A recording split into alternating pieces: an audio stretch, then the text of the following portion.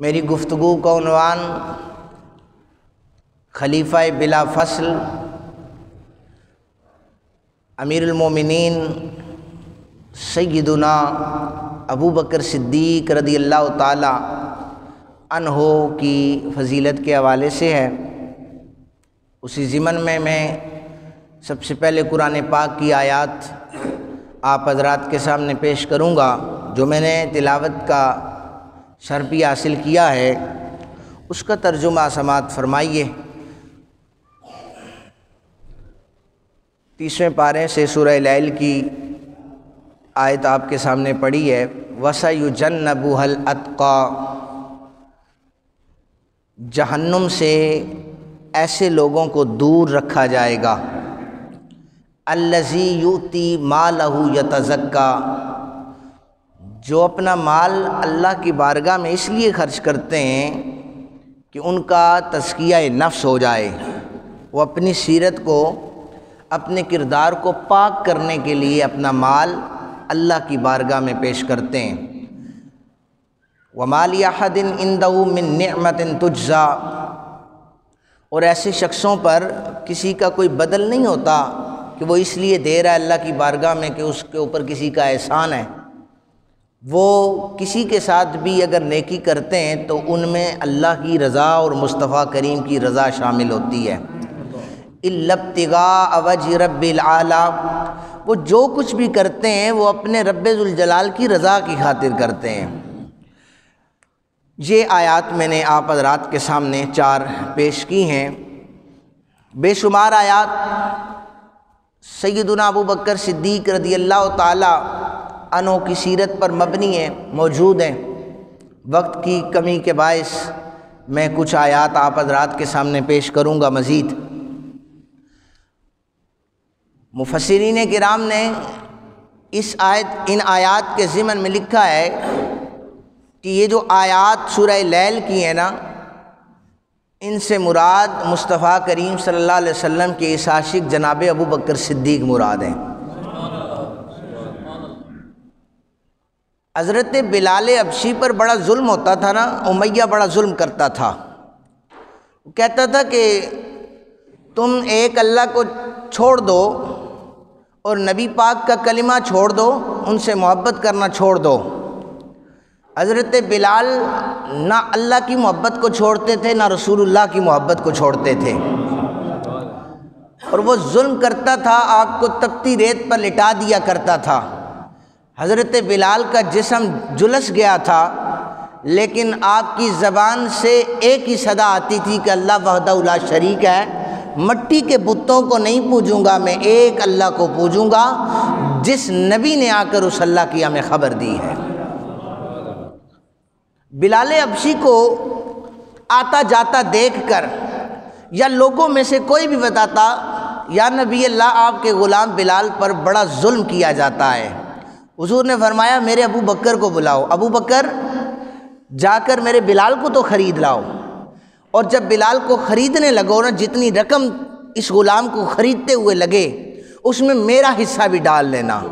یہ رسول اللہ صلی اللہ علیہ وسلم کا پیار تو دیکھیں اپنے غلاموں کے ساتھ، کہ میرا حصہ بھی ڈال لینا۔ حضرت جناب ابو بکر صدیق نے بلال حبشی کو خریدا، لیکن سرکار دو عالم صلی اللہ علیہ وسلم کو نہیں بتایا۔ یا رسول اللہ بلال کو خرید لایا ہوں۔ فرمایا ابو بکر میرا حصہ کہاں پر ہے، میرا حصہ بھی ڈالنا تھا۔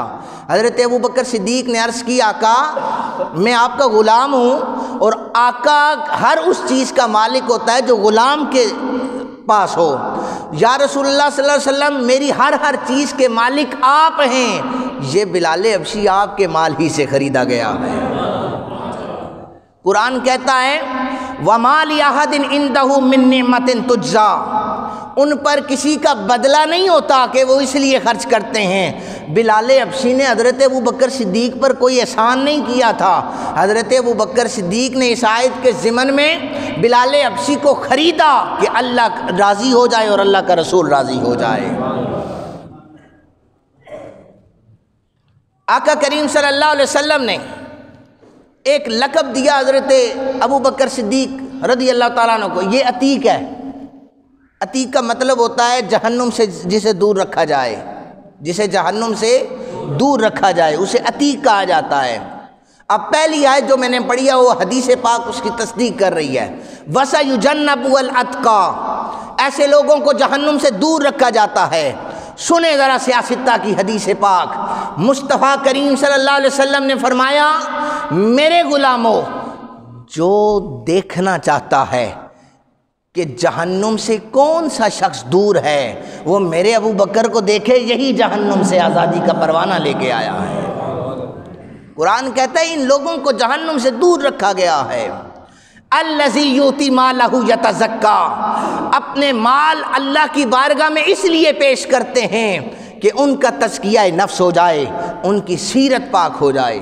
تبوک کا میدان تھا، غزوہ سج چکا تھا، آقا کریم صلی اللہ علیہ وسلم نے اعلان فرمایا، لوگو تم میں سے کل ہر کوئی اپنا مال لے کر میدان جنگ میں آ جائے، اپنا مال لے کے میدان جنگ میں آ جائے۔ حضرت فاروق اعظم، میں نے پہلے بھی کئی دفعہ بتایا ہے، صحابہ کرام نیکیاں کمانے میں ایک دوسرے سے لالچ کیا کرتے تھے کہ نیکیاں کمانے میں ہم آگے بڑھ جائیں۔ انہیں پیسوں کی لالچ نہیں ہوتی تھی، انہیں نام بنانے کی لالچ نہیں ہوتی تھی، ان کی لالچ ہوتی تھی کہ ہم مصطفیٰ کریم کا قرب حاصل کر لیں، اللہ کا قرب حاصل کر لیں۔ حضرت فاروق اعظم رضی اللہ تعالیٰ عنہ کو بھی بڑا مال عطا کر رکھا تھا۔ حضرت جناب ابو بکر پاک گھر گئے، آپ نے ہر چیز وہ پیک کر دی کہ صبح تبوک کے میدان میں رسالت مآب صلی اللہ علیہ وسلم کو پیش کرنی ہے۔ حضرت عائشہ پاک رضی اللہ تعالیٰ عنہ کہتی ہیں کہ میری رات کو آنکھ کھل گئی تو ابا جان دیواروں پہ ہاتھ مار رہے ہیں، تو میں نے پوچھا ابا یہ دیواروں پہ ہاتھ کیوں مار رہے ہیں آپ؟ تو فرمانے لگے، بیٹی عائشہ میں اس لیے دیواروں پہ ہاتھ مار رہا ہوں، ایک سوئی بھی میرے گھر میں باقی نہ بچے، وہ بھی غزوہ تبوک میں پیش کرنا چاہتا ہوں۔ کل ہو سکتا ہے کسی غازی کا، کسی مجاہد کا وہ کپڑا پھٹ جائے تو اگر اسے سینے کے لیے سوئی کی ضرورت پڑے تو وہ بھی ابو بکر صدیق پیش کر دے۔ جب وہاں پر پہنچے نا تو حضرت فاروق اعظم یہ سوچ کے آئے تھے کہ اتنا مال ہے میرے پاس، تو ایسا کرتا ہوں آدھا مال گھر والوں کے لیے چھوڑ جاتا ہوں، آدھا مال سرکار دو عالم صلی اللہ علیہ وسلم کو پیش کر دوں گا۔ تو یوں سرکار فرمائیں گے عمر نے بڑی بہادری کا کام کیا یار، یہ آدھا مال لے کے میرے پاس آ گیا ہے۔ اب جب صحابہ کرام سے حضور پوچھ رہے تھے نا، میرے صحابی تو نے کیا لایا ہے، تو نے کیا لایا ہے، تو حضرت فاروق اعظم کی باری آئی، حضور نے پوچھا عمر کیا لے کے آئے ہو؟ حضرت عمر بڑے شوق سے جوش سے کہنے لگے، یا رسول اللہ آدھا مال آپ کی بارگاہ میں پیش کر رہا ہوں، آدھا اپنے گھر والوں کے لیے لے آیا ہوں۔ سرکار دو عالم صلی اللہ علیہ وسلم خاموش رہے۔ فرمایا میرے صدیق تو کیا لے کے آیا ہے؟ یا رسول اللہ جو اللہ نے آپ کے صدقے سے دیا تھا سارا آپ کے قدموں میں لے آیا ہوں۔ گھر میں کیا چھوڑ کے آیا ہے؟ ابو بکر صدیق عرض کرنے لگے، یار گھر میں اللہ اور اللہ کا رسول چھوڑ کے آیا ہوں۔ آپ نے اپنے کپڑے بھی اتارے اور ٹاٹ کا لباس پہنا، اپنے جسم پر ٹاٹ کا لباس پہنا۔ جبریل امی حاضر ہو گئے، مصطفیٰ کریم صلی اللہ علیہ وسلم آپ پر بھی سلام اور آپ کے اس غلام ابو بکر کو بھی اللہ سلام کہہ رہا ہے۔ یہ ٹاٹ کا لباس پہن کر غزوہ تبوک میں آیا ہے۔ رب ذوالجلال نے فرشتوں کو حکم دیا ہے، یہ میرے یار کے یار کی ادا ہے، فرشتوں تم بھی آج ٹاٹ کا لباس پہن لو۔ تو یہ اللہ کی بارگاہ میں خرچ اس لیے نہیں کرتے کہ انہیں کسی کا بدل چاہیے، یہ اس لیے خرچ کرتے ہیں کہ اللہ راضی ہو جائے۔ انہوں نے پھر خرچ کیا تو اللہ کی بارگاہ سے سلامیاں آئی کہ ابو بکر کو میرا سلام کہو، اللہ تم سے راضی ہو چکا ہے۔ آقا کریم صلی اللہ علیہ وسلم نے اپنے خطبہ میں ارشاد فرمایا، لوگو میں ہر ایک کے احسان کا بدلہ چکا رہا ہوں، ہر ایک کے احسان کا بدلہ، لیکن میرا ابو بکر وہ ہے کہ کل قیامت کے دن اس کے احسانات کا بدلہ چکاؤں گا، اس نے بڑے احسانات کیے ہیں۔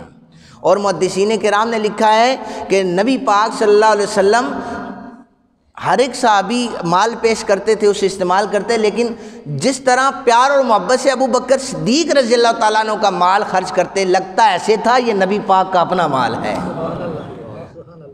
بے شمار دلیلیں مانگی، جو مسلمان ہوا اس نے کہا ایسا کر دیں ایسا کر دیں تب نبی مانیں گے۔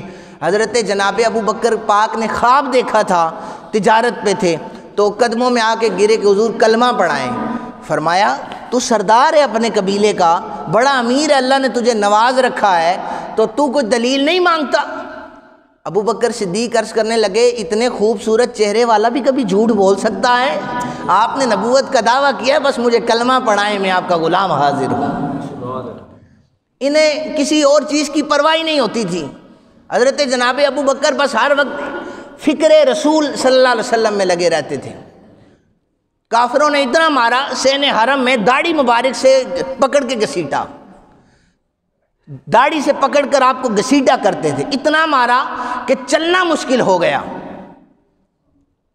تو آپ کی والدہ آ کر کہتی ہیں بیٹے ابو بکر تیرا کیا حال ہے، تجھے بہت زیادہ کافروں نے مارا ہے۔ تو جناب ابو بکر کہنے لگے پہلا سوال کیا تھا؟ یہی کہتے نا عام جو بندہ سوچتا ہے کہ جی اماں میں ٹھیک ہوں، اب میرے زخم ٹھیک ہیں، نہیں، یہ جملے نہیں کہے، بس غنودگی کے عالم میں ذرا سی آنکھ کھلی تو کہنے لگے اماں مجھے یہ بتاؤ میرے کملی والے مصطفیٰ کا کیا حال ہے، میرے آقا کا کیا حال ہے، میرے آقا کا کیا حال ہے، یہ بتائیے۔ جناب ابو بکر صدیق رضی اللہ تعالیٰ عنہ، آقا کریم صلی اللہ علیہ وسلم نے پوچھا ابو بکر تمہاری کوئی تمنا ہے؟ تم اپنی تمنائیں تو بتاؤ، تمہاری چاہت کیا ہے؟ تو اس عاشق رسول کی چاہت تو دیکھیں، ہم بھی اپنے آپ کو عاشق کہتے ہیں، یہ بھی عاشق رسول تھے، ان کی تمنائیں کیا تھی؟ تو حضرت ابو بکر صدیق عرض کرنے لگے یا رسول اللہ میری 3 تمنائیں، ان میں سے پہلی تمنا یہ ہے النظر الیک، یا رسول اللہ صلی اللہ علیہ وسلم بس نظر ابو بکر کی ہو، چہرہ آپ کا ہو، نظر ابو بکر کی ہو، چہرہ آپ کا ہو، میں دیکھتا ہی چلا جاؤں، دیکھتا ہی چلا جاؤں۔ تو اللہ نے یہ تمنا پھر ایسے پوری کی کہ غار ثور تھا، اور پھر آقا کریم صلی اللہ علیہ وسلم آرام فرمانا چاہتے تھے، آپ نے آرام بھی گود ابو بکر صدیق میں کیا ہے، اور پھر حضرت ابو بکر ٹک ٹکی باندھ کے مصطفیٰ کے چہرے کو دیکھ رہے ہیں، مسلسل دیکھے جا رہے ہیں۔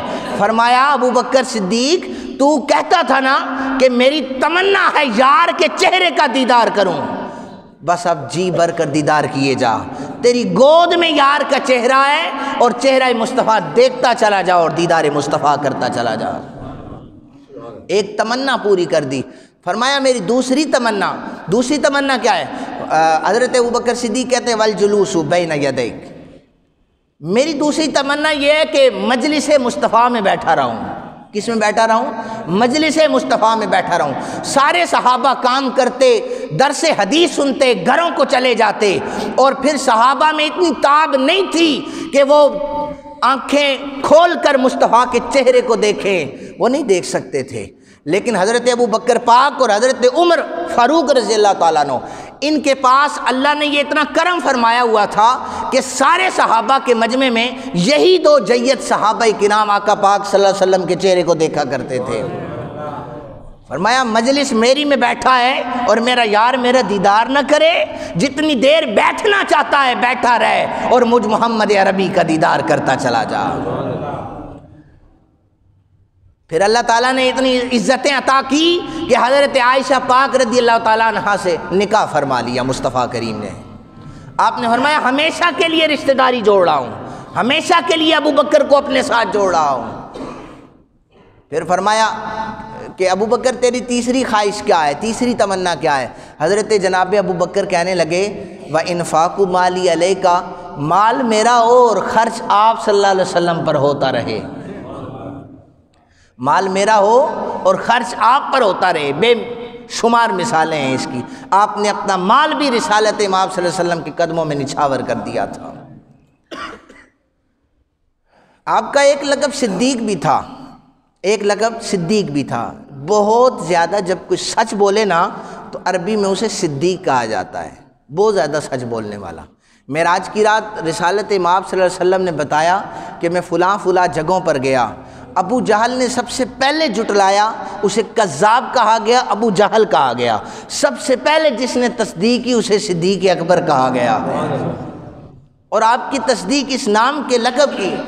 آپ جب احد پہاڑ پر رسالت امام صلی اللہ علیہ وسلم تشریف فرما تھے تو آپ کے ساتھ جناب ابو بکر پاک بھی تھے، جناب عمر پاک اور عثمان پاک بھی تھے، یہ تینوں ہستیاں آپ کے ساتھ ہیں۔ احد پہاڑ اچانک کانپنے لگ گیا، پہاڑ پر زلزلہ آ گیا۔ آقا کریم صلی اللہ علیہ وسلم نے اپنی ٹھوکر ماری۔ حضور نے فرمایا یہ احد پہاڑ جو ہے نا یہ ہم سے پیار کرتا ہے۔ کیا فرمایا؟ احد پہاڑ ہم سے پیار کرتا ہے۔ ٹھوکر مار کے پتہ ہے حضور نے کیا فرمایا؟ احد پہاڑ رک جا، تجھے خبر نہیں ہے تجھ پر ایک نبی کھڑا ہے، ایک صدیق کھڑا ہے اور 2 شہید کھڑے ہوئے ہیں۔ 2 شہید کھڑے، ابھی نہ حضرت فاروق اعظم شہید ہوئے نہ حضرت عثمان شہید ہوئے، مصطفیٰ کریم پہلے خبر دے رہے ہیں احد پہاڑ رک جا، تجھ پر 2 شہید کھڑے ہیں۔ یہ علم مصطفیٰ کریم کی ایک اور دلیل ہے۔ آپ نے فرمایا صدیق بھی کھڑا ہے، 2 شہید بھی کھڑے ہیں اور ایک نبی بھی کھڑا ہے، رک جا۔ احد پہاڑ فوراً رک گیا۔ حضرت علی پاک رضی اللہ تعالیٰ عنہ نے فرمایا یہ جو صدیق لقب ہے یہ لوگوں نے نہیں دیا آپ کو، یہ آسمان نے دنیا سے اللہ رب ذوالجلال نے لقب عطا کیا ہے۔ بہت زیادہ سچ بولنے والا، اور بہت زیادہ سچ سے مراد یہی ہے جو سرکار دو عالم صلی اللہ علیہ وسلم کی تصدیق بغیر سوچے سمجھے کر دے، اسے صدیق اکبر کہا جاتا ہے۔ امام جلال الدین سیوطی رحمۃ اللہ تعالیٰ علیہ نے اس بات کو نقل کیا ہے، نبی پاک صلی اللہ علیہ وسلم نے پوچھا حضرت جبریل سے، جبریل یہ تو بتاؤ کہ میرے عمر کی شانیں کتنی ہیں، میرے عمر کی شانیں کتنی ہیں؟ تو جناب جبریل امی عرض کرنے لگے کملی والے آقا، حضرت نوح علیہ السلام جتنی عمر کسی فرشتے کو اللہ عطا کر دینا، وہ فرشتہ عمر کی شانیں بیان کرتا رہے 950 سال، تب بھی وہ سال ختم ہو جائیں گے، عمر کی شانیں ختم نہیں ہو سکتی۔ اتنی شانیں حضرت عمر کو دی ہیں کہ ایک نوری فرشتہ تقریر کرے 950 سال تو حضرت فاروق اعظم کی شانیں ختم نہیں ہو سکتی۔ مشکات شریف کی حدیث پاک ہے کہ حضرت عائشہ صدیقہ رضی اللہ تعالیٰ عنہا نے پوچھا، ابا آقا کریم صلی اللہ علیہ وسلم سے پوچھا، رسالت امام صلی اللہ علیہ وسلم سے، میرے سرتاج یہ بتائیں کہ یہ جو آسمان پر تارے چمکتے ہیں کیا ان تاروں کی تعداد کے برابر بھی کسی کی نیکیاں ہیں؟ تو سیدہ عائشہ صدیقہ رضی اللہ تعالیٰ عنہا سوچ رہی تھی کہ کملی والے آقا جواب دیں گے کہ تیرے باپ ابو بکر کی اتنی نیکیاں ہیں، یہ سوچ رہی تھی۔ تو آقا کریم صلی اللہ علیہ وسلم نے فرمایا عائشہ جتنے آسمان پر تارے ہیں نا، اور دیکھیں حضرت عائشہ کو پتہ تھا کہ کملی والے سرکار کو تاروں کی تعداد کا بھی پتہ ہے، یہ ان کا عقیدہ تھا۔ پتہ نہیں 1400 سال بعد یہ عقیدے کہاں سے آئیں کہ مصطفیٰ کو تو اتنا علم ہے، اتنا علم ہے۔ ہمارا عقیدہ یہ ہونا چاہیے جو صحابہ کرام کا عقیدہ تھا۔ حضرت عائشہ پاک نے جب سوال کیا کہ تاروں جتنی بھی کسی کی نیکیاں ہیں، آقا کریم صلی اللہ علیہ وسلم نے فرمایا عائشہ ہاں تاروں جتنی بھی نیکیاں ہیں، مشکات کی حدیث ہے، یہ جتنے بھی تارے ہیں نا اتنی نیکیاں تو میرے فاروق اعظم کی ہیں، عمر بن خطاب کی نیکیاں ہیں۔ حضرت عائشہ چپ ہو گئی کہ میں نے تو سوچا تھا میرے ابا کا کہیں گے کہ ابو بکر صدیق کی نیکیاں ہیں، یہ تو آقا پاک نے عمر بن خطاب کا نام لے لیا ہے۔ حضرت عائشہ ابھی دل میں سوچ رہی تھی، دلوں کے حال جاننے والے مصطفیٰ کریم نے فوراً سے فرمایا عائشہ پریشان نہ ہو، جو تو چاہتی ہے وہ میں بتا دیتا ہوں۔ عمر کی نیکیاں تاروں جتنی ہیں، لیکن سن عمر کی نیکیاں ایک طرف ہیں، میرے ابو بکر کے ساتھ جو غار ثور میں ایک رات گزری ہے اس رات کے برابر بھی نہیں ہے۔ اتنی نیکیاں ہیں لیکن ابو بکر کی ایک رات کے برابر بھی نہیں ہے۔ اور صوفیاء کرام نے بڑے پیارے جملے لکھے ہیں۔ صوفیاء لکھتے ہیں، امام رومی لکھتے ہیں کہ ایک دن حضرت عمر بن خطاب بیٹھے تھے اور عرض کرنے لگے کہ جناب ابو بکر آپ ایسا کریں، میری ساری عمر کی نیکیاں لے لیں، ساری زندگی کی نیکیاں لے لیں، مجھے وہ غار ثور کی 3 راتوں میں سے 3 نہیں صرف 1 رات کی نیکی عطا کر دیں۔ حضرت ابو بکر صدیق کہنے لگے عمر سوال تو بڑا اچھا ہے لیکن سن، زندگی میں ابو بکر نے کمائی ہی وہ نیکیاں ہیں جب یار کا دیدار ہو رہا تھا، یہ کمائی ہی وہ نیکیاں ہیں۔ اور آخری بات کر کے اجازت چاہوں گا، میں نے پچھلے جمعے بھی عرض کیا تھا نا کہ کوئی کونسلر ہو، ناظم ہو، ایم پی اے ہو، بس اسے جیتنے کی دیر ہوتی ہے، پھر دیکھیں اس کے اثاثہ جات کہاں پر جا کر پہنچ جاتے ہیں۔ اب یہ عمل کرنے والی بات ہے، اور یہ سارا قصور ہمارا ہے، جب ہم کسی کو چنتے ہیں ہم ہی اسے بڑا بناتے ہیں، کل وہ پھر ہمارے ہی پیسوں پر پلتا ہے، وہ پھر اثاثجات بنا لیتا ہے، ووٹ دینے والے کے پاس کھانے کے لیے روٹی نہیں میسر ہوتی، اور جو ووٹ لیتا ہے وہ عیاشی کرتا پھرتا ہے اور پھر اکڑتا ہے۔ سنیں ذرا وقت کے پرائم منسٹر امیر المومنین سیدنا ابو بکر صدیق کی ذات، آپ نے مسند خلافت جوئی سنبھالی، آپ نے جوئی مسند خلافت سنبھالی تو صبح ہوئی نا تو حسب دستور آپ نے وہ توڑا بھی اٹھایا اور کچھ برتن بھی اٹھائے، منڈی کی طرف چل پڑے۔ صحابہ کرام نے آپس میں مشورہ کیا کہ یہ ابھی کل امیر المومنین بنے اور آج تجارت کرنے کے لیے وہ سامان آلات اٹھا کر جا رہے ہیں، ابو بکر باغ رکے ہیں، یہ کیا کر رہے ہیں آپ امیر المومنین بن گئے ہیں، اب تو آپ کے ساتھ پروٹوکول ہونا چاہیے، 2-4 پراڈو ہونی چاہیے، اس دور میں گھوڑے ہونے چاہیے، آپ کا اتنا پروٹوکول ہے، آپ کو خطرہ ہوگا، اب آپ نے باہر نہیں نکلنا۔ نہیں، صحابہ کرام نے عرض کی کہ امیر المومنین مسند خلافت سنبھالا ہے، اب تو جا کے تجارت نہ کریں۔ آپ نے فرمایا تجارت نہیں کروں گا تو کھاؤں گا کیسے، میں تو کھانا چاہتا ہوں، حلال رزق کھانا چاہتا ہوں، اپنے ہاتھ کی کمائی مزدوری کرنا چاہتا ہوں۔ ہے ایسا کوئی تاریخ میں وزیر اعظم جو صبح اٹھا منڈی میں مزدوری کرنے چلا جائے؟